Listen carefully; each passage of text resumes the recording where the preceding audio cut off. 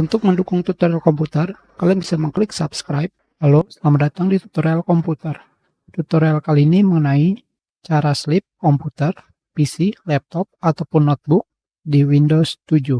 Caranya adalah, pada start menu, tinggal kalian ketikkan sleep, pilih change when the computer sleep. Selanjutnya, kalian pilih turn off the display, pilih dari 1 menit sampai 5 jam. Sekarang kita pilih yang 1 menit, save change,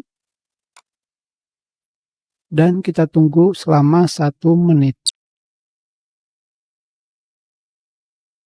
Sekarang, seperti yang kalian lihat, layar pada Windows 7 menjadi gelap, karena kita telah menunggu selama 1 menit. Kalian tinggal goyangkan mouse kalian seperti ini, maka layarnya akan kembali.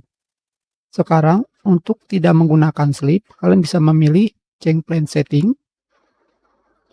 Kalian pilih menjadi never. Save change. Hanya seperti itu saja, kita sudahi. Terima kasih.